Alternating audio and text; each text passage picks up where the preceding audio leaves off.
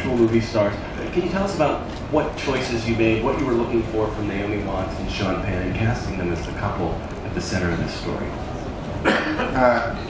Well, I've been a huge fan of Naomi Watts, and she just was my first choice from the first moment I read the script. And that doesn't always happen. You know, Matt Damon was not my first choice for Born Identity, and Sarah Polley was not my first choice for Go, and these things sort of evolved, and you know, but in the case of Fair Game, she just was my first choice, and we sent her the script, and she loved it, and she lived in New York, only a few blocks from me, and so it just happened like very casually where she just walked over to my office. There weren't even any agents involved. We personally sent it to her because she knew Jez Butterworth very well. What did she have besides the physical resemblance to Valerie Plame that you felt you needed? She had strength and she had warmth. And this is a really challenging role to play because she does a lot of lying during the course of the movie. You know, she's a spy. Lying to all her friends, as you said. And she's lying to the people she's working with, you know, professionally.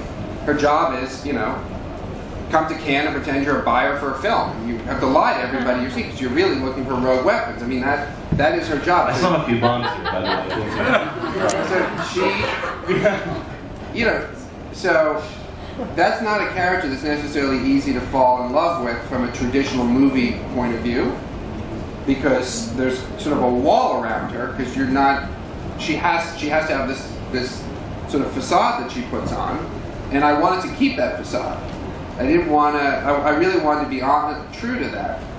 And so what I look for, sort of the same thing I look for in Matt Damon on Born Identity, which is you have to really like them, so that they can do things that are, you know, like in the case of being a spy, where you know you're never quite sure what she's telling the truth about.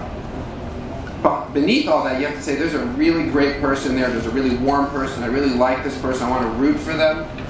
And you know, so she came with sort of that inner light, and that enabled me to sort of put like a sort of more austere exterior around that, and have you still love her, have you still root for her. And you know, this was a debate with the producers all throughout the production because I was always pushing her character to be a little bit more of a cipher, and producers who have, you know, much more experience in the business than I do are like, ciphers don't do that. People like their characters. They like, you know, emotive characters. They like Robert Downey Jr., who's like so emotive, and you know, they like Matt Damon to smile, and they, you know, and I really wanted her to be, you know, more controlled.